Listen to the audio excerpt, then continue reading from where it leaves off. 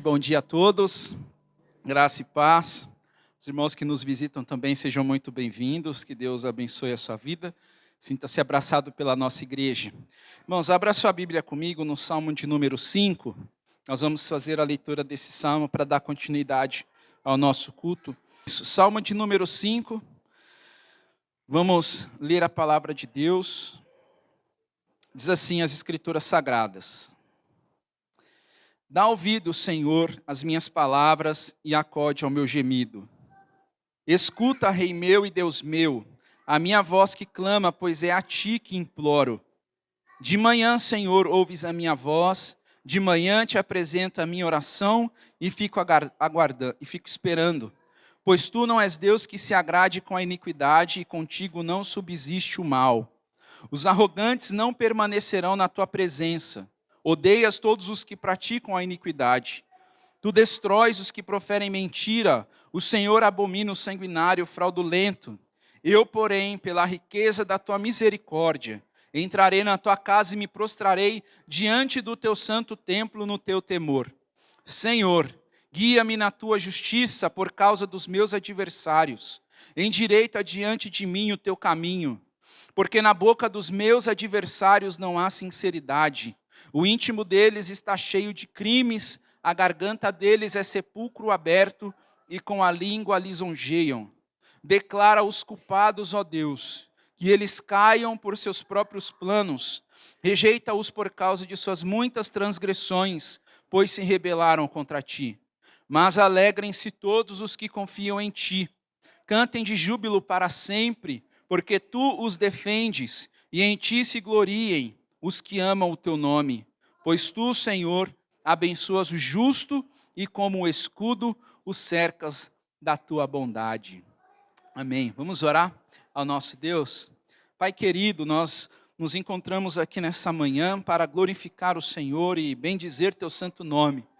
Nós viemos aqui adorar o Senhor, ó Deus. Nós viemos aqui como igreja exaltar o seu nome, ter comunhão uns com os outros. Muito obrigado por essa família, Senhor.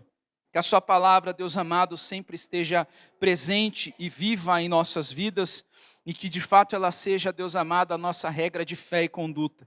Pedimos ao Senhor, Deus amado, que o seu Espírito nos conduza neste momento para que a gente cultue ao Senhor da maneira que te agrada.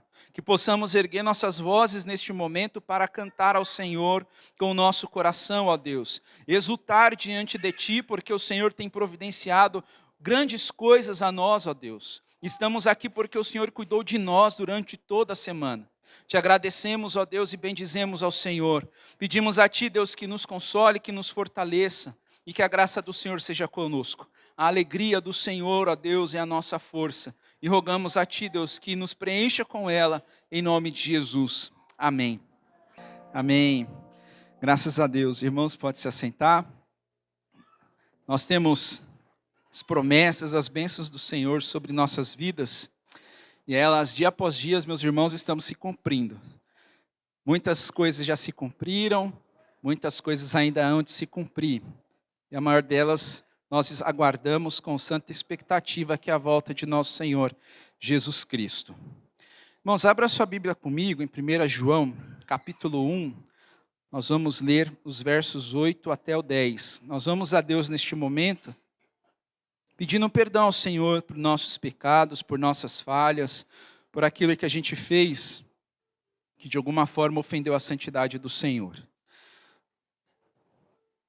É importante que quando nós vamos a Deus nesse momento, à medida que a gente for se lembrando daquilo que a gente for fazendo, é bom dar nomes nas nossas orações àquilo que temos feito e que não tem agradado ao Senhor.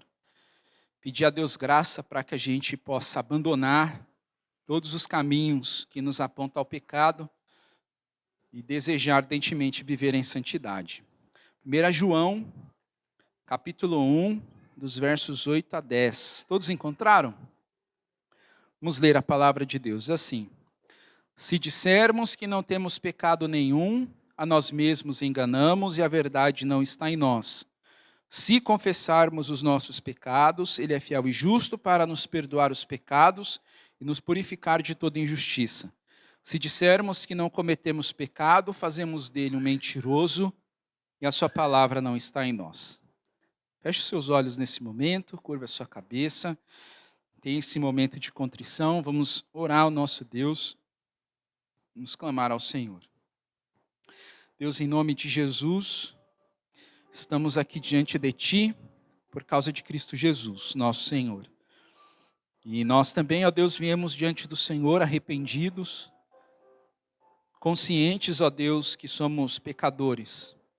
Não queremos, ó Deus, usar isso como muleta para viver na prática do pecado. Sabemos, ó Deus, que o Senhor pede de nós santidade, porque o Senhor é santo. E nós sabemos, ó Deus, que as inclinações do nosso coração, elas não são puras, ó Deus, nem todas elas são de acordo com a sua palavra. Perdoa, Senhor, muitas vezes a maneira como agimos, como desejamos muitas vezes obter lucro de forma indevida, sejam eles de qual espécie for, Deus. Quando fazemos valer o nosso direito de justiça, quando ofendemos o nosso irmão, seja, Deus amado, audivelmente, ou seja, Deus amado, no nosso próprio coração, quando nós matamos uns aos outros. Perdoa, Deus amado, os pensamentos que vêm e poluem as nossas mentes, e nós atendemos, ó Deus, a esses pensamentos. Tantos desejos, ó Deus, que brotam dentro de nós, porque nossos olhos se passam por coisas que não deveriam passar, e a gente muitas vezes não refreia, Deus amado, o nosso próprio ímpeto, e agimos, ó Deus, de acordo com os nossos anseios pecaminosos. Sabemos o que a sua palavra diz, mas, ó Deus, a nossa impenitência às vezes é muito mais forte, e a gente cala a sua palavra e peca contra o Senhor, ó Deus.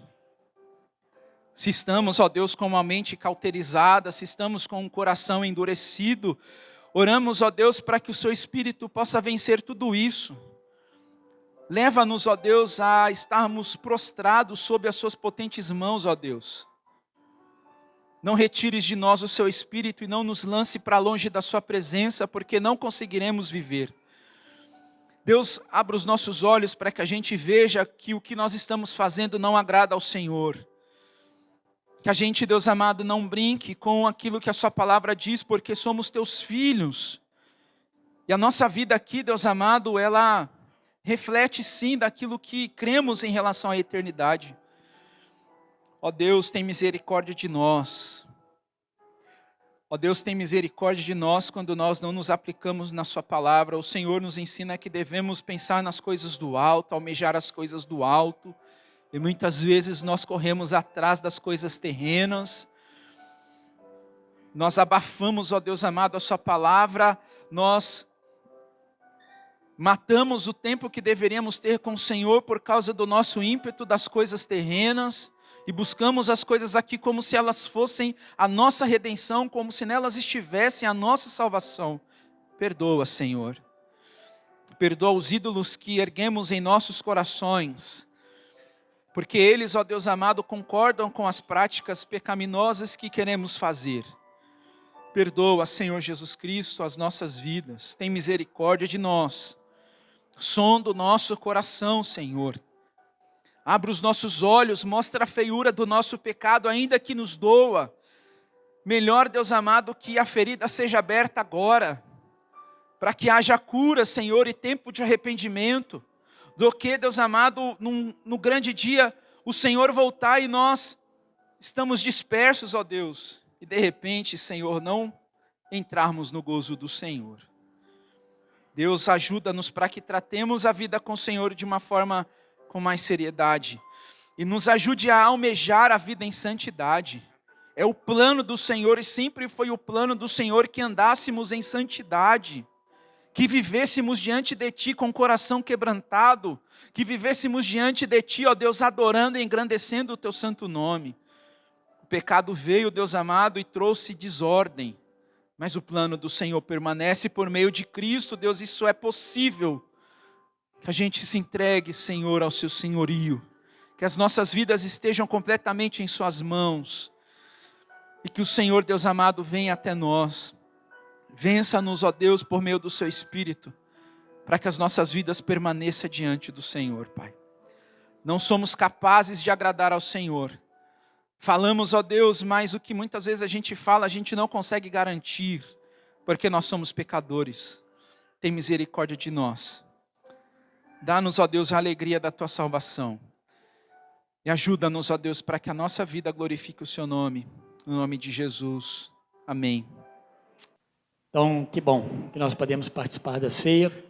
Desejo que você, que ainda não participa, por algum motivo, talvez você não é membro da igreja, ainda está no processo, não é batizado, talvez você não confessou a Cristo, né, com a sua vida, e por esse motivo não participa, fica aí o convite para você realmente olhar para Jesus como o único, como aquele que pode te dar vida novamente, porque nós celebramos a vitória de Cristo sobre a morte que nos condena, ou para nós que cremos, condenava.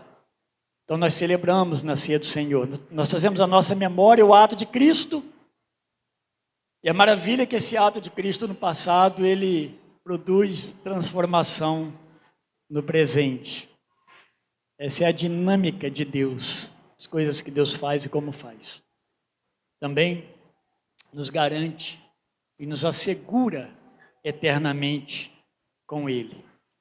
Então você que está aqui hoje, que já é membro da igreja, vai participar desse momento ordenado por Jesus Cristo. Nós não fazemos isso porque nós achamos interessante, as igrejas se convenceram de realizar. Não, é uma ordem das Escrituras dada por Jesus Cristo. Ao mesmo tempo, a igreja é revigorada, a igreja ela é fortalecida na sua fé, a igreja é abençoada quando ela participa e pratica a ceia. Então a ceia não deve ser alguma coisa a mais somente na sua vida, algo especial. Então hoje nós estamos celebrando aquilo que Deus nos fez tão graciosamente, apesar do nosso pecado. Ele nos deu vida novamente. Quero convidar os irmãos para nos ajudar aqui na celebração desse momento, por favor. E vocês estarão recebendo, meus irmãos, os elementos, um cálice e um pedacinho de pão.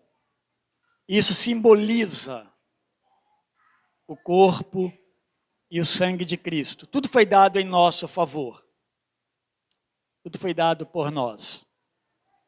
Deus fez isso por nós. E aqui simboliza. Esses elementos, eles não se transformam. Mas, como eu disse, a sua prática com certeza nos aproxima cada vez mais de Deus quando nós obedecemos e assim nós fazemos. Aqui nós temos suco de uva, poderíamos ter vinho, não há problema nenhum.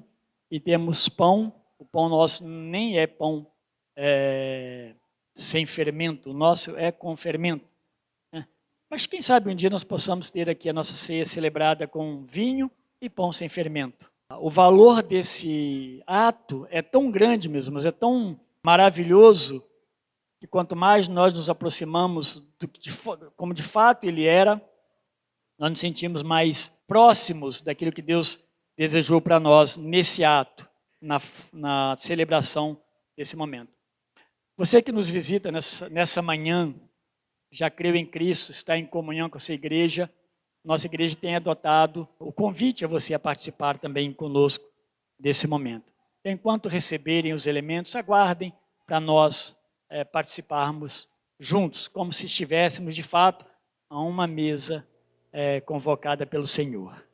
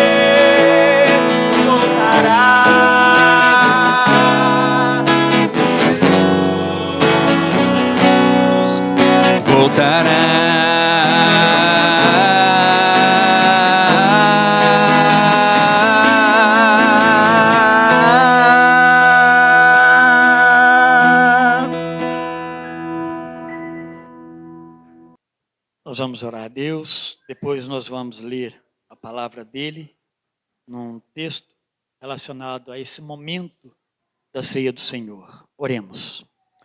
Senhor nosso Deus, estamos, ó Deus, diante do Senhor com gratidão no nosso coração. Esse é o momento, ó Deus, em que nós somos, ó Deus, levados a pensar, ó Deus, no grande feito do Senhor em nosso favor. Aquilo que nós mais precisávamos, ó Deus, o Senhor fez por nós em Jesus Cristo ali na cruz. O Senhor nos santificou. E, ó Deus, o Senhor também tirou de nós o prazer pelo pecado que outrora, ó Deus, dominava o nosso coração, a nossa mente, o nosso corpo. Para não termos mais prazer, ó Deus, nessas coisas. O nosso prazer e contentamento, então, passou a ser o Senhor e somente o Senhor. Muito obrigado, ó Deus, pela vitória da cruz. Obrigado, ó Deus, porque naquele lugar de vergonha, o Senhor nos deu vitória. O Senhor nos deu vida novamente. Obrigado, ó Deus, porque o nosso Senhor Jesus Cristo, Ele não ficou preso a um túmulo, mas Ele ressuscitou. Bendito seja o teu nome, ó Deus. Estamos celebrando isso, Pai. Ele é o nosso pão, Ele é o nosso vinho. E nós, ó Deus, o agradecemos por tão grande providência, porque era o que nós mais precisávamos. E o Senhor nos deu. Obrigado, ó Deus, que agora nesse momento da ceia, seja um tempo, ó Deus, de avaliação da nossa própria vida, do nosso viver. Que nós nos coloquemos, Deus, diante do Senhor, em arrependimento pelos nossos pecados e em gratidão, ó Deus, pelo grande feito do Senhor em nosso favor. Muito obrigado, meu Deus. Conserva-nos assim. Conserva-nos, ó Deus, atentos a isso. E que enquanto estivermos aqui deste lado, ó Deus, nós possamos celebrar este grande momento através, ó Deus, desse ato simbólico da ceia do Senhor. Muito obrigado por tudo isso, em nome de Jesus. Amém. Meus irmãos, na carta de Paulo, 1 Coríntios capítulo 11, a gente sabe que Jesus falou isso com os discípulos, mas possivelmente Paulo escreveu esse tratado aqui, ele sabia, ele conhecia o Evangelho, primeiro do que os próprios discípulos tenha escrito os Evangelhos. É possível, né? É bem provável que Paulo, já conhecendo a ordem, a ordenança da ceia, deixou escrito isso aqui. E ele diz assim, aqui no capítulo 11, e ele diz de uma forma que deve ser praticado, mas negativa, porque ele está dizendo para os coríntios que ele, Paulo, o apóstolo, não os elogiava, não os louvava na forma em como eles estavam celebrando desordenadamente a ceia do Senhor, desrespeitosamente ao corpo e ao próprio Senhor. E ele repete, olha, o processo e a forma como ele nos deu foi essa daqui. Então tomem cuidado em como vocês fazem, em como vocês vivem, porque isso não representa, como eles estavam vivendo, uma igreja saudável. Ele não usa essas palavras, é claro, que de fato ama ao Senhor, que se arrependeu dos seus pecados. E ele vai dar então a regra, e depois a gente vai ver nos evangelhos também. Verso 23 diz assim, pois eu recebi do Senhor o que também vos entreguei. O Senhor Jesus, na noite em que foi traído, tomou o pão e depois de ter dado graças, o partiu e disse, isto é o meu corpo, que é dado por vós. Fazei isto em memória de mim. Comamos, meus irmãos, em memória do Senhor Jesus.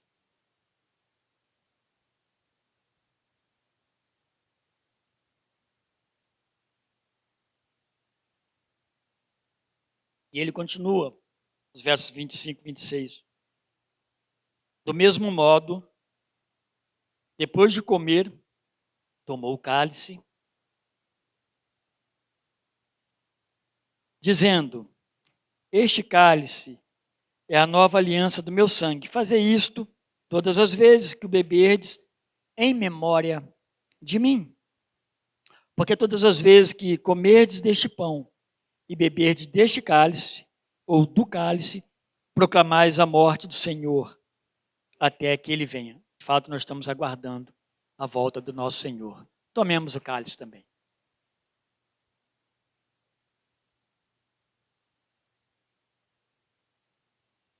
Graças a Deus, meus irmãos.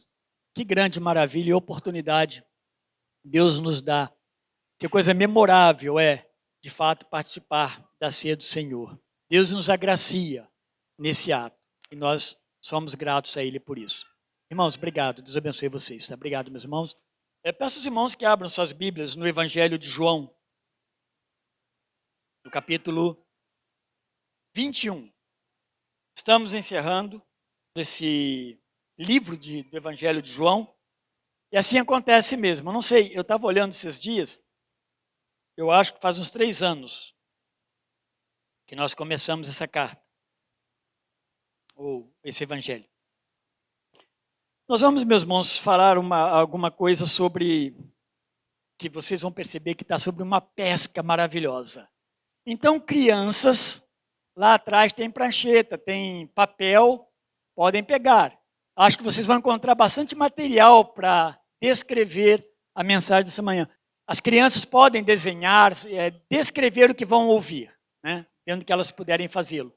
Mas vai ser muito legal, porque está falando de uma pesca, está falando deles entrarem no Mar da Galileia e lá não conseguem pegar nada, passam a noite inteira, não pega nada, mas de manhã, sobre as ordens do Senhor Jesus, eles conseguem pegar e traz muito peixe. 153. É muito peixe. É muito peixe. E aí, a gente vê Deus, quando o Senhor Jesus está na frente, as coisas acontecem. E acontecem bem. E acontecem boas. Tá bom? Algumas considerações sobre esse texto antes de lê-lo propriamente. Capítulo 21 aí de João. Tá? Tem muitas discussões sobre a autoria joanina desse último capítulo. Eu precisava falar isso? Talvez não, mas é importante. Você lendo algum dia, você pode deparar com essa informação de que eles têm certas dúvidas, alguns teólogos, de ter sido João, de fato, que escreveu esse final. Tá? Por quê? Muitos são os motivos. Eles entendem que o final, no capítulo 20, por exemplo, o verso 30 e o 31, eles dão como que um término bem adequado, bem triunfante de todo o Evangelho. Outra coisa, o capítulo 21, ele destoa dos demais capítulos anteriores com muitas palavras que não encontra nos outros. Nos outros se repetem, mas no 21, palavras novas, para um capítulo só. Uma outra coisa, a raiz de algumas palavras, como peixe, como discípulos, aqui está um pouco diferente. O significado pode não mudar tanto, mas então parece que quem escreveu é outra pessoa. É isso que os teólogos entendem, tá? Mas todos entendem que, por constar aqui desde o princípio, nunca houve um encontro dos originais aonde não constasse o capítulo 21. Então eles entendem que, por exemplo, alguém pode ter até escrito aqui sob a direção de João, escreve para mim como Paulo fez com Lucas, né, muitas vezes.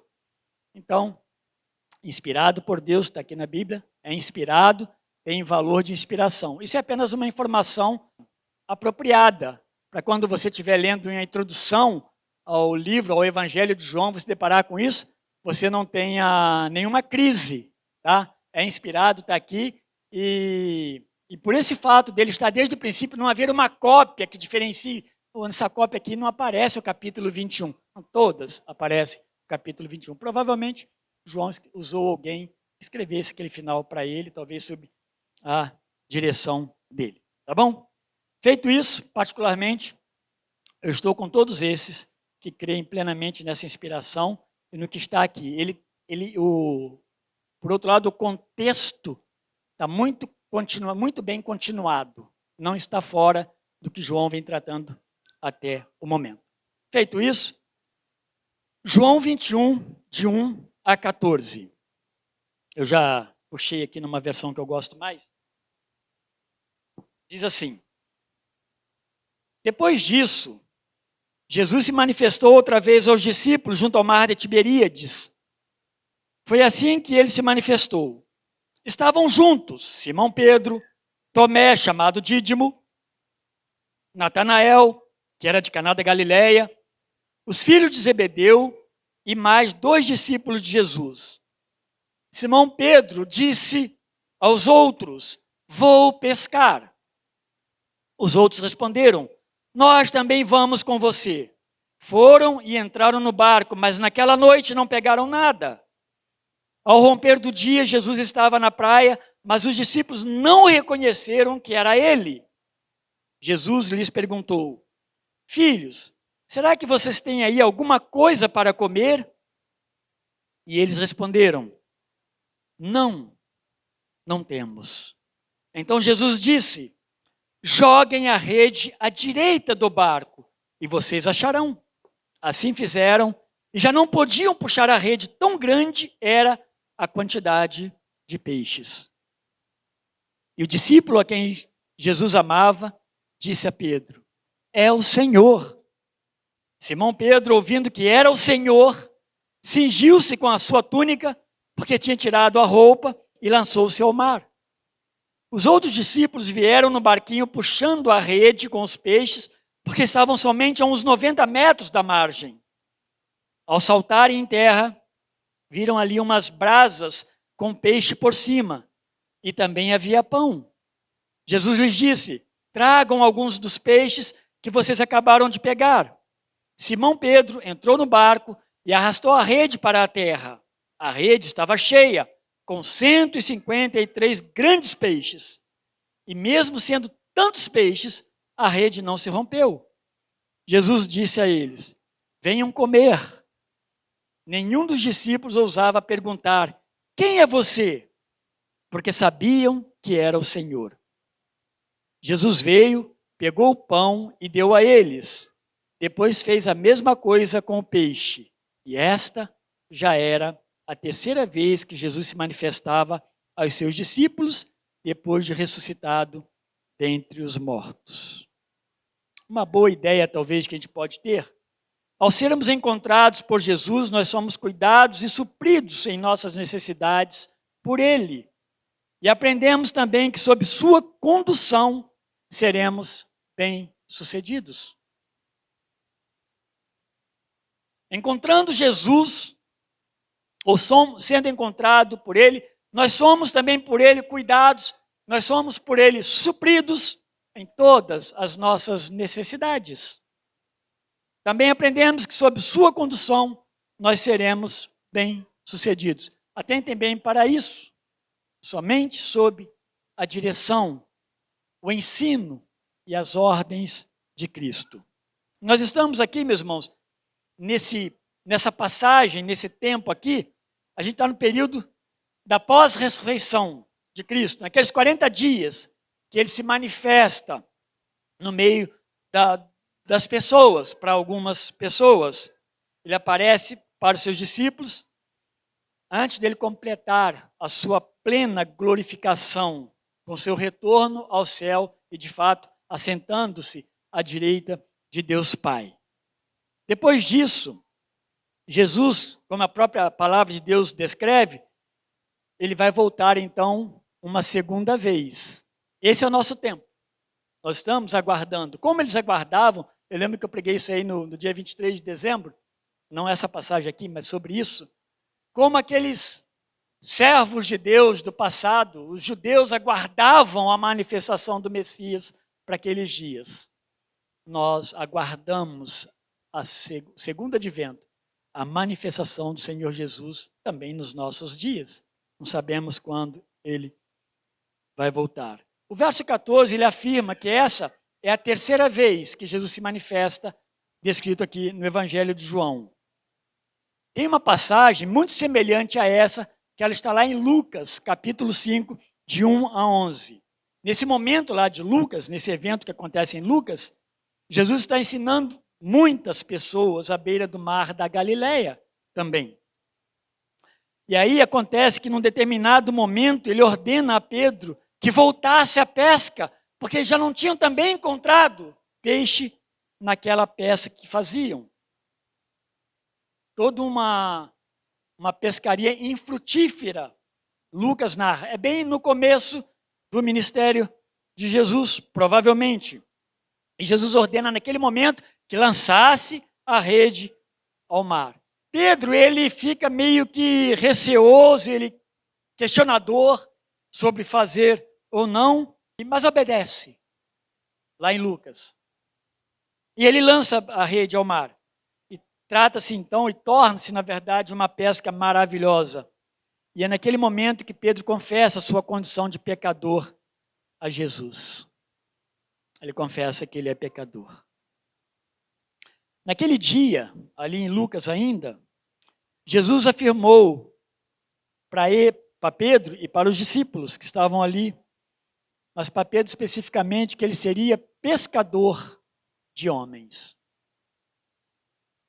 Foi o início do ministério de Pedro, aprendendo e praticando. Eu acredito, meus irmãos, que há uma conexão, sim, com esse último evento, onde, de fato, agora eles estão vendo que o Senhor dos peixes, o Senhor das providências, é o mesmo e garantirá o crescimento e a multiplicação da pesca. Creio que Jesus agora indo para o céu, ele está dizendo o seguinte: olha, lancem as redes, sejam pescadores de homens, porque eu garanto a pesca. Eu garanto a rede cheia. Isso não estamos falando de que você ganha 100, 200, 300, 400 almas para Jesus. A obra sempre será de Deus. É que Ele estará contigo nesse ministério enquanto você estiver aqui nessa terra.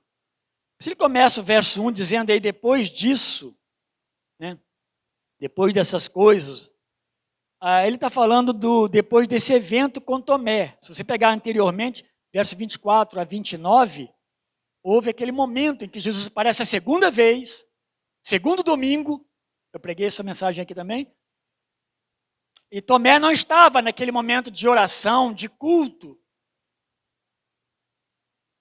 de acerto, de conversa sobre o reino de Deus, sobre as ameaças que estavam sofrendo. Tomé não estava lá. E de fato, por causa disso, então, ele não estando lá, ele manifestou a sua incredulidade, as suas objeções e as suas cobranças, para que de fato, ele vendo, ele pudesse falar, esse é verdadeiramente Jesus. Ele não estava presente, ele não viu. Eu diria que ele não foi agraciado com a palavra de Deus para o consolo e conforto do seu coração. No coração dos demais havia paz, no coração de Tomé havia dúvida naquele dia. Mas agora ele está presente ali. Ele está no mar da Galileia, aí é mar do Tiberíades. João usa essa expressão. Mateus e Marcos vai dizer que Jesus ordenou, pós-ressurreição, que eles fossem lá para a Galileia. E obviamente, estando na Galileia, o local mais comum para eles era o mar da Galileia. É ali que as coisas aconteciam e aconteceram diversas vezes. Jesus se manifestou de forma miraculosa por diversas vezes no mar da Galileia, próximo do mar da Galileia. Ele fez muitos milagres. Estavam ali apenas 7 dos 11. Obviamente que Judas, né, já não estava mais com eles. E alguns deles tinham como profissão comum a pesca. E aparentemente todos ali, porque todos vão acompanhar Pedro. Todos concordaram quando Pedro falou, vou pescar, e todos vão com ele. Está no final do verso 3, você pode perceber. Não sabemos quanto tempo se tem ocorrido após a ressurreição propriamente, nesses 40 dias. O fato é que agora demonstravam um pouco mais de coragem, porque agora eles se expõem publicamente, eles estão ali no Mar da Galileia, eles podem ser apanhados pelos mesmos que prenderam e crucificaram o Senhor Jesus. Outrora eles estavam por 2 vezes dentro de uma sala, trancados, com medo de certa forma. E Jesus passa, pela porta ou pela parede e adentra ao lugar em que eles estavam. Agora não, agora eles estão num lugar aberto, que é o Mar da Galileia. É chamado de mar nas Escrituras. Mas, na verdade, é um grande lago. Na geografia bíblica, é dito que lá tem em torno de uns 13 quilômetros de largura por uns 21 quilômetros, mais ou menos, aí, de comprimento. Não é pequenininho, mas é um lago. Ele é alimentado pelo Rio Jordão, que, na verdade, nasce lá no Monte Hermon e vem descendo e alimenta o Mar da Galileia, que depois vai chegar lá embaixo, no famoso Mar Morto. Esse, sim, uma água salgada. E eu estava falando de que as coisas aconteceram lá naquela região do Mar da Galileia. Lá foi onde Jesus chamou Pedro, André, Tiago e João para serem seus discípulos. Obviamente, porque eles são pescadores, estavam naquele lugar. Foi onde Jesus andou sobre as águas, foi onde Jesus acalmou a tempestade. E a tempestade, ela era realmente assustadora. Próximo das suas margens aconteceu a multiplicação de pães e peixes, ali no Mar da Galileia. Então foi um lugar muito marcante para eles. Era comum que quando vamos nos encontrar na Galileia, vamos para a beira do lago. Sim. Agora eles estavam de volta àquele lugar e possivelmente essas memórias viessem às suas mentes, o que o Senhor Jesus já havia feito naquele lugar. 2 momentos importantes acontecem aqui nesse texto que nós lemos. Primeiro foi a própria manifestação do Senhor Jesus. Eles viram novamente o Senhor Jesus ressurreto. A outra coisa é a pesca, com a grande quantidade de peixes naquele momento. Eles estavam ali possivelmente, como eu já falei também, obedecendo a ordem do Senhor Jesus de irem para a Galileia para se encontrarem com ele. João está narrando especificamente esse acontecimento. Esse acontecimento também, meus irmãos, preparariam esses homens para coisas maiores que Jesus desejava ensinar para eles, tá? Antes da sua volta para Deus Pai. Os tempos são finais, os tempos são os últimos. E Jesus, nesses últimos tempos, vai passar para eles grandes ensinos. Eles estão começando a entender, a compreender a ressurreição. Mas eles precisam, meus irmãos, saber que sem Cristo, eles não poderiam fazer nada. É como que Cristo morreu, ressuscitou, agora volta para o Pai, e vamos lutar com as nossas próprias forças, talvez com a ideia de que, tudo acabou. Nós continuamos crendo, mas vamos fazer do nosso jeito. Jesus está ensinando para eles que, de fato, eles precisavam continuar servindo em todo o seu ministério, servindo ao Senhor Jesus Cristo. Eles acompanham Pedro, essa é a realidade. Vou pescar e eles vão junto. Mas, meus irmãos, passa-se uma noite inteira. E da mesma forma como Lucas relata inicialmente, lá no capítulo 5, acontece aqui. Eles não conseguem pescar nada. A pesca não foi frutífera, de forma alguma. O mar não estava para peixe. A certa distância deles, eu estou caminhando aí no verso 4, lá da praia, aparece o Senhor Jesus. Mas eles não sabem que se trata do Senhor Jesus. Eles não reconhecem, talvez porque a distância, talvez a neblina, talvez o dia, era manhã, mas não estava tão claro assim, talvez a aparência do Senhor Jesus. Mas isso acontece diversas vezes. estando perto ou longe deles estarem diante de Jesus pós-ressurreto e não reconhecerem o Senhor Jesus Cristo. Lembrem da passagem com aqueles discípulos a caminho de Emaús. Então, mesmo Jesus usando uma expressão que era bem familiar, quando chama eles de filhos, e a ideia aqui é um pouco diferente do que está mais lá para trás, a ideia de rapazes, mas era uma expressão bem comum e mais íntima de Jesus para com eles. Mesmo falando assim de longe, gritando, filhos, vocês não pescaram nada, né? Eles dizem não, mas eles não reconhecem tratar-se de Jesus. Eles perguntam se eles tinham alguma coisa para comer, a resposta é não, e o não deles não era porque eles não desejavam compartilhar da sua comida. Eles aprenderam que compartilhar faz parte da vida cristã. Eles compreenderam que o viver cristão, a vida prática do cristão, é praticar aquilo que eles receberam e aprenderam do Senhor Jesus. É aquilo que nós temos tentado aprender também na nossa vida cristã. Servir com os nossos bens. Portanto, se eles tivessem peixe, eles diriam, temos sim, aguarde. Nós vamos levar à praia e nós vamos compartilhar do que o Senhor já nos ensinou, principalmente lá atrás, quando Ele multiplica os pães e os peixes. A realidade, então, era pior do que isso. Eles não encontraram peixe naquela pesca ali no mar da Galileia. Então, eles não tinham o que compartilhar com Jesus.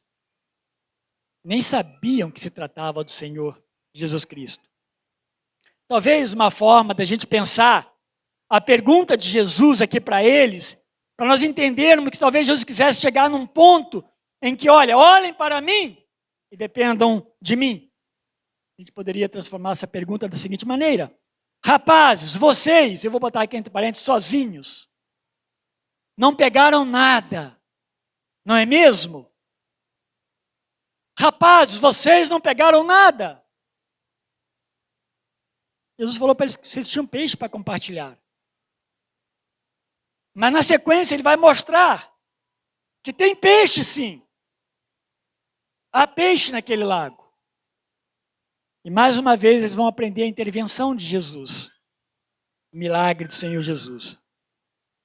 Então, diante desse desânimo dos discípulos, no verso 6, porque nada conseguiram toda aquela noite, é quando aquele homem que está lá na praia lhes dá essa ordem, aparentemente sem sentido.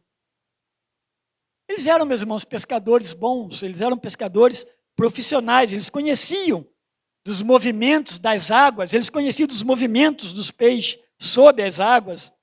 Eles sabiam onde os peixes normalmente estariam, os horários melhores, o barco estava bom, a rede estava boa, eles estavam com saúde. Por quê? Ouvir um homem gritar lá da praia, lança a rede, por exemplo, à sua direita. Eles não sabiam, obviamente, tratar-se de Jesus. Eles vão saber isso depois que Jesus vai dar a ordem. Eles estavam aplicando todas as suas forças na pescaria, isso é óbvio. Eles estavam usando tudo que eles poderiam para pescar e sair com muitos peixes ali. Mas, a essa altura, bem de manhã, já terminando o turno da pesca, precisando voltar, a essa altura, então, qualquer coisa pode ser muito melhor do que já foi feito. O homem da praia, que é Jesus, ele dá então uma diretriz e eles ouvem e eles executam. Jogar a rede à direita do barco. Essa ideia de direita, no meio grego, ela tem muito a questão de sorte. Você quer conseguir as coisas, elas vão estar sempre à direita. Ou vá para a direita. Faça do lado direito. Pise com o pé direito. Mas não foi esse caso aqui. Com certeza, Jesus não está usando desses argumentos, dessas artimanhas, nem eles também. Joguem a rede do lado direito do barco. Eles obedecem, mesmo que possa parecer sem sentido, porque passaram a noite inteira sem pescar. Mas ele não sabia que era Jesus, e só depois eles vão perceber isso. E vai começar, então, a criar uma identificação entre eles e o Senhor Jesus Cristo. O que acontece deixa aqueles homens, de certa forma, perplexos. A Bíblia não fala isso, mas eu ficaria perplexo, entusiasmado. Como pode? Estamos em cima de um cardume e não pescamos nada durante toda essa noite. Como assim? Estava debaixo dos nossos narizes. No natural, meus irmãos, de forma natural, esses homens experientes, pescadores, agindo por suas forças, suas vontades, eles não conseguiram pegar nada. Isso foi o natural. Trabalharam, e sabe quando terminou o turno? Não tinha nada feito, não tinha nada pronto.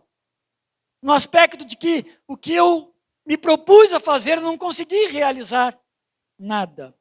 Foi assim, então, que eles chegam na manhã. O que está acontecendo? O barco transborda de peixes. Então, meus irmãos, Jesus conduz de maneira que tudo aconteça, de certa forma, como um preparo para o aumento da fé desses homens. E a compreensão de que sozinhos eles não conseguirão seguir em frente com seus melhores planos. Uma das coisas mais difíceis que nós temos é nós abrirmos mão dos nossos fabulosos planos. Nós acharmos que está tudo maravilhosamente bem. O jeito que eu estou trabalhando, que eu estou planejando, esse é o bom. Há poucos dias atrás, numa quinta-feira, eu falei que a desobediência a Deus, ela se caracteriza de duas maneiras muito claras. Em você deixar de fazer o que Jesus manda, ou você fazer o que Jesus manda que você não faça. Tudo isso é desobediência. Eles não sabiam que era Jesus inicialmente. Mas uma coisa é maravilhosa. Quando nós obedecemos Jesus, nós somos bem-sucedidos. Eu não estou falando nada novo. Feliz aquele que ouve Jesus falar e obedece. Esse é bem-sucedido. Esse alcança as maravilhas de fato de Deus. Se beneficia das maravilhas de Deus. Nossos planos ficam sem sentido se de fato Jesus não aboná-lo. Se Jesus não subscrevê-lo. Se Jesus não autorizá-lo, por mais bonito que pareça, por mais capa linda que ele tenha, ele pode não servir para nada, se isso não for a vontade de Deus. Eu já vi pessoas falarem que é tão bom o que eles estão fazendo, que Deus está nesse negócio. Então, assim, ele coloca Deus no negócio dele. Não que Deus está no negócio, mas ele coloca. Para quê? Para validar, para dar autenticidade. Ninguém aí que prega mentiras nos púlpitos, nas igrejas, prega por si. Eles colocam como avalista Deus e Jesus. No final, eles vão usar o nome de Deus. Em algum momento, o nome de Jesus vai estar claro, de forma falada apenas, mas não obedecida. Será que Jesus está realmente nesse negócio? Mas a ênfase deve ser a obediência. O ouvir Deus. Eu creio, meus irmãos, que discernimento pode ser uma boa palavra para o que vai acontecer a seguir. Na sequência, eles continuam no mar, tentando mover-se para as margens com a rede lotada de peixes, o verso 7 em diante. Mas João, meus irmãos, novamente João, e aí a gente vai ver uma semelhança de João como autor, uma das semelhanças também, João como autor, né? Porque aí vai dizer que ele vai ter uma percepção, tratar-se do Senhor Jesus. Se vocês se lembrarem, pelo menos que ouviram a pregação e leram João também, nos capítulo 20, João, ele vai ser um daqueles, bem no começo, né? Ele vai ser um daqueles que, quando vê, entra lá correndo, né? Acho que no 19, ele entra correndo lá no sepulcro, ele encontra lá só os tecidos. Pedro sai correndo, Maria Madalena não entra, e João observa. E ele vê os tecidos lá do túmulo caídos, como que se passou algo por eles. Eles estão no formato que eles foram colocados sobre o defunto, né? Sobre o morto. O que diz naquele texto lá? Lá diz assim, e ele creu, uma referência a ele mesmo, João, ele não usa o nome dele. Ele creu em Jesus, ele creu na ressurreição. Agora acontece algo semelhante, porque diante de tudo isso, ele diz, é o Senhor. Ele continua longe, ele continua vendo de longe, ele continua na mesma condição dos outros, mas ele identifica, é o Senhor, é o nosso Senhor. E essa palavra, Senhor, é um reconhecimento, de fato, do Jesus, Deus ressurreto. O que venceu a morte ali na cruz do Calvário. Ele poderia ter reconhecido até o semblante de Jesus. Mas eu creio muito mais do que isso. Haviam marcas de Jesus em João. Não cicatrizes expostas, mas de transformação. Não que os outros não fossem assim. Mas isso acontece no nosso meio. Alguém vai enxergar de uma forma até mais rápida. Vai reconhecer Jesus e a ação de Jesus nessas coisas. Ele conviveu com os ensinos, ele viu os milagres. Isso foi muito marcante, certamente, para João. Só Jesus poderia fazer isso. Só alguém como Jesus poderia falar, lança a rede à direita e a rede encher-se de peixe, sendo que nós não conseguimos nada a noite inteira. Somente Ele, o nosso Senhor. Talvez também ele tenha se lembrado das palavras ditas por Jesus, lá em Lucas 5,4, que eu fiz referência agora há pouco. Vá para onde as águas são mais fundas e lance as redes para a pesca. Porque pode ser que quando Jesus grita, ele já começa a perceber, eu me lembro que tempos atrás o Senhor Jesus falou isso e nós lançamos a rede e pescamos muitos peixes. Enfim, das coisas pode ter vindo à mente de Pedro. Pedro agora estava seminu. Alguns dizem que se seminu é apenas tirar, né, aquele cinto, porque o original dessa palavra pode nos fazer entender isso aí. Tinha tirado o cinto para ficar mais à vontade, estava pescando, era só homem, né, no meio do mar. Mas alguns dizem que, de fato, ele estava com uma roupa muito simples por baixo e põe sua capa por cima. A gente sabe que quando nós vamos tomar banho ou pular na água, a gente tira a roupa, nós não põe roupa, né? Mas Pedro aqui, ele põe a roupa, porque agora ele ouviu, né, do seu irmão ali, que é o Senhor Jesus. E aí entra o Pedro reverente, né, ao Senhor Jesus, mas também intempestivo, né? Porque todo mundo agora é o Senhor Jesus, ok. O próprio João, né, é o Senhor Jesus, ok. Vamos levar o barco, vamos puxar os peixes na rede. Mas Pedro, ele mergulha e sai nadando, bem próprio de Pedro. É uma maravilha quando você começa a pensar como que Pedro é um servo de Deus, mas diferente dos outros. João é diferente dos outros. Todos são servos de Deus. Ele deixa os companheiros puxando o barco para trás, aí no verso 8. A máxima que eu li de um teólogo, achei interessante, é o seguinte, é que Pedro geralmente age antes de João, mas João entende antes de Pedro. E isso é interessante, porque quando eles ouvem falar que o túmulo está vazio, o que acontece? Uma correria onde Pedro, né, sai correndo muito, embora João ganhe dele por ser mais novo. Mas esse é o Pedro. Quando ele ouvia Jesus, ou sobre Jesus. Ele queria estar perto do Senhor Jesus. Algumas coisas nos chamam a atenção. Esse verso 9, por exemplo, nos informa que o fogo já estava aceso com um peixe sendo aprontado e também pães, ou pão, não pão grande, ou pedaços de pães para ser servido. Ou seja, Jesus então perguntou se havia peixe, mas Jesus tinha peixe para fornecer para eles. Jesus já estava preparando o alimento para compartilhar com os seus cansados discípulos. Mas ainda assim, os lembra de compartilharem deste momento com alguns peixes que eles mesmos pescaram. Talvez Jesus quisesse falar assim: vejam agora, vocês pescaram. Antes, vocês têm peixe. Não. Agora, vejam, vocês pescaram. Vamos compartilhar do peixe que vocês agora pescaram.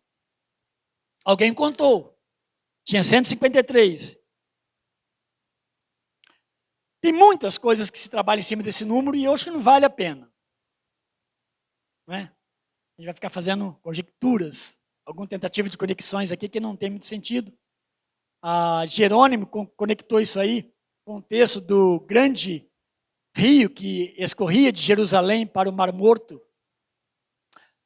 E a grande produção que esse rio alcançava, né, ao longo do seu leito e ao longo do seu veio de água com peixes e águas boas. Mas isso é uma conexão feita por um homem pós-João. Alguns dizem, meus irmãos, eu creio que possa ter bastante sentido também, que aqui Jesus estava agora falando, você lá atrás, você será pescador de homem, para Pedro, com alcance aos outros. E vejam agora como vocês alcançarão isso também. Embora lá também eles encheram as redes, elas chegaram a se romper. Mas agora elas nem se rompem. Porque não só serão bem-sucedidos, como também as redes não se romperão. Porque sempre o Senhor Jesus estará sustentando. Mas são coisas que pensamos em cima de números apenas. O fato que a pescaria foi muito boa, e só Ele pode fazer isso, tem poder de fazer isso. Depois Ele chama eles, no verso 12, venham comer. E aí, meus irmãos, é um convite para sentarem-se à mesa com Ele agora e compartilhar do peixe, comer juntos. Eles tinham peixe. Eles poderiam fazer, se Jesus não estivesse ali, peixe para eles comerem. Mas Jesus assa, prepara o pão, e agora eles trazem peixe, compartilham e sentam-se ali, como que se à mesa.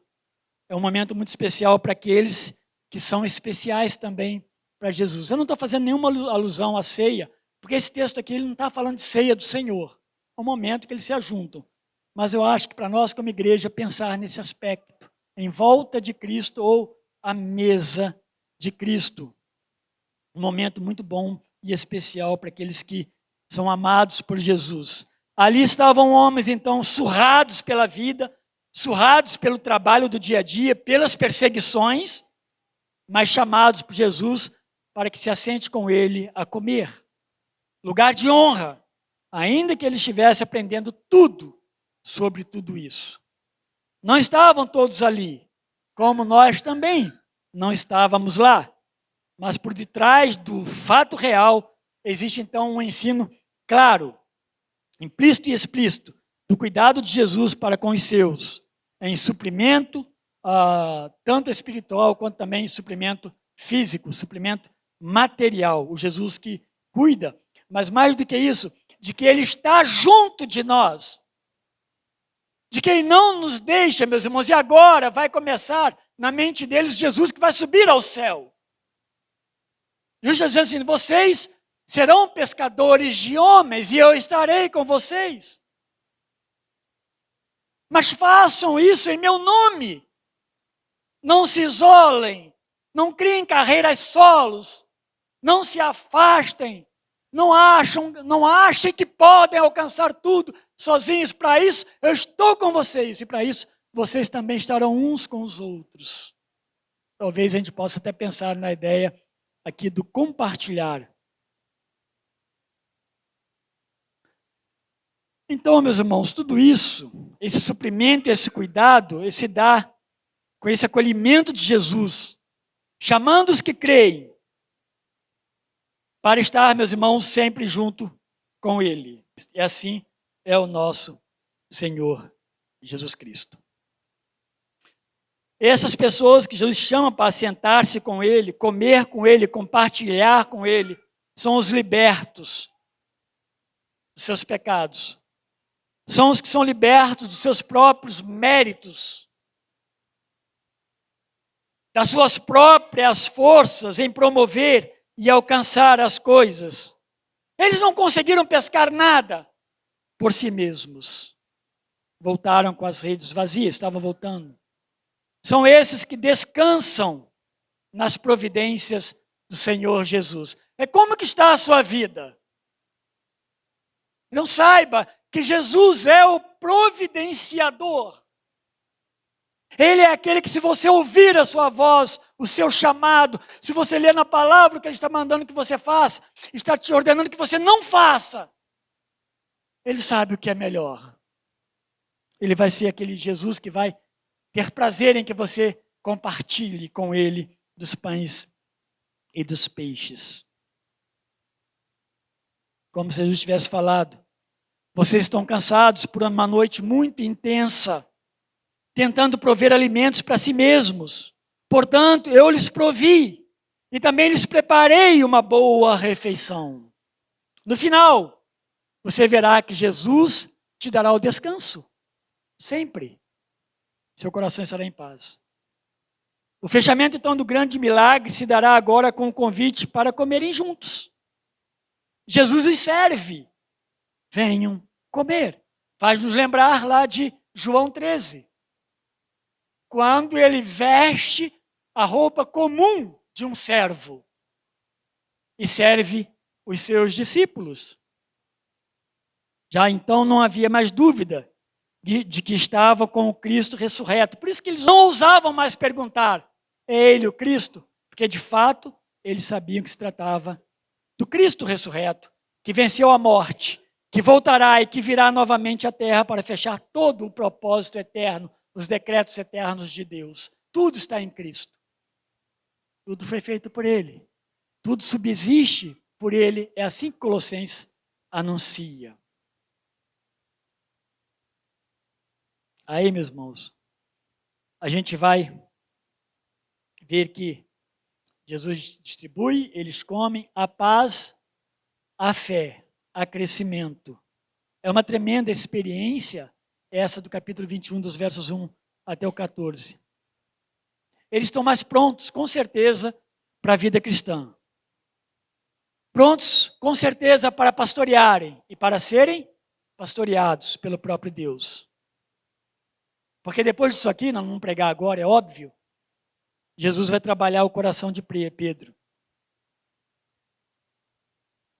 Jesus vai trabalhar aquele coração. Como que agora? Vá, pastorei as minhas ovelhas. Mas isso está mais adiante. Eu quero, meus irmãos, deixar alguns pontos como conclusão e como fechamento, para que a gente possa pensar nisso tudo aí. Primeiro, há um significado muito maior no chamado de Jesus a nós, seus discípulos. Até mais do que nos prover de cuidados. E Ele nos provê com cuidado.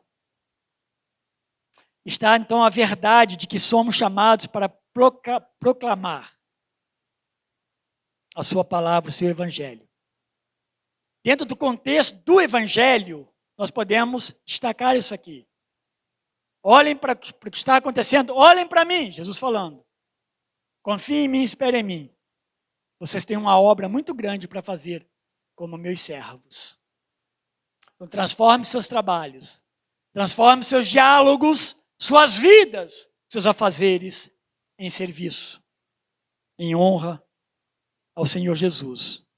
Outra coisa, em nossos aparentes fracassos, precisamos tirar lições para a nossa vida como discípulos de Cristo. Mesmo quando parece que é um fracasso, tire lição. Deus tem algo para te ensinar nesse aparente fracasso. Outra coisa, talvez até por nossa insensatez, por algum tempo nós lancemos dúvidas sobre as ordens de Jesus. Mas isso não pode perdurar no coração de um servo. Devemos voltar imediatamente ao encontro de Jesus numa atitude de obediência. Sempre. Se não voltar é porque nós persistimos em nós mesmos e achamos que Deus não é tão importante para essa situação. Precisamos então aprender a não fazer nada nessa vida que não seja com Jesus e por Jesus. Ele mesmo vai dizer: sem mim, nada podeis fazer. Outra coisa, Jesus nos provê em todas as nossas necessidades. De tudo que Ele nos provê, também nos ensina a compartilhar. Sozinhos nós cansamos, nós desistimos. Sozinhos não produzimos 100 por 1. Só com Jesus. Nós ouvimos um pouco disso semana passada de manhã, na parábola da semente. Como está o solo do seu coração? Foi a pergunta. Mas com Cristo, sim, nós produzimos. Sem Cristo, somos improdutivos, infrutíferos. Desgastamos-nos desnecessariamente. Então, existe uma grande pesca da qual nós, seus servos, nós somos participantes. E, finalmente, somos honrados por Cristo ao participarmos da sua mesa. Sermos convidados a sentarmos com Ele, desfrutar do seu sustento. E isso não acontece tão somente no ato simbólico da ceia, como fizemos agora há pouco, mas um privilégio para aqueles que o confessam genuinamente como Salvador e Senhor. Sempre será. É uma mesa, pode ser até imaginária, mas contínua, que nós estamos sentados a ela, porque nós somos honrados pelo Senhor Jesus. Ele nos chamou agora, Ele nos chamou para que a gente entre mar afora e se isole dele e do mundo, como se fosse possível. É para que nós entremos no mar com Ele. E para que nós estejamos com os nossos irmãos também. Isso implica, meus irmãos, em plena dependência do Senhor Jesus para tudo. Porque há uma grande tarefa. E nós somos incumbidos a trabalhar e a realizá-la em nome do Senhor Jesus Cristo. Como você está vivendo sua vida cristã? Como você a vive?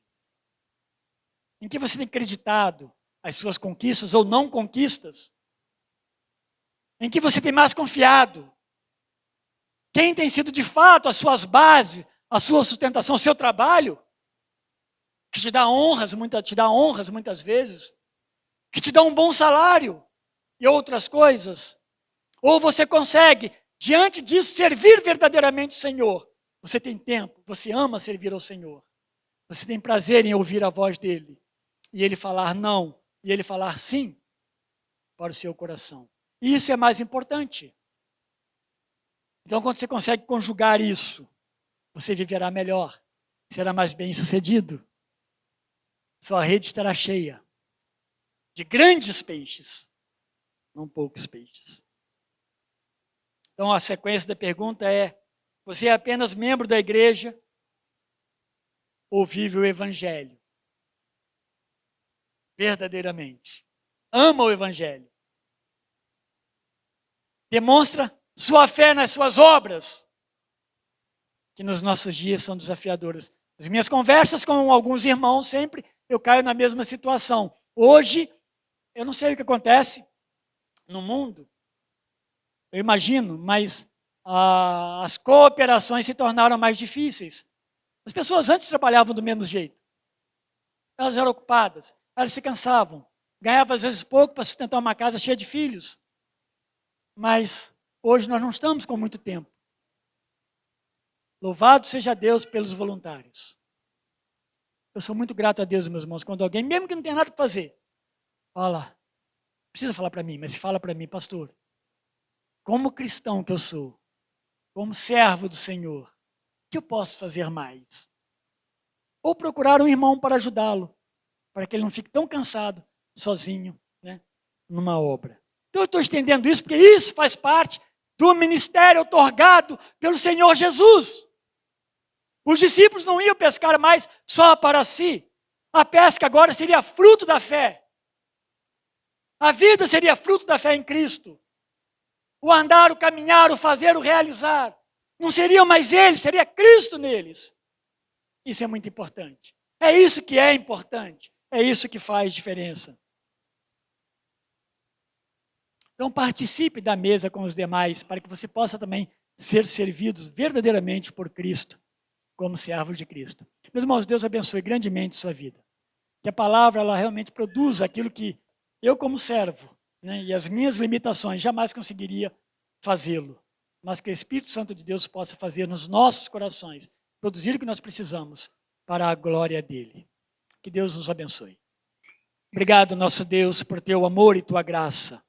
Tua graça, ó Deus, que se revela plenamente em Cristo, e quando ele vai para a cruz, ó Deus, e a morte é derrotada ali na cruz, e a graça do Senhor então alcança nossos corações e nos transforma. Somos transformados para quê, Senhor?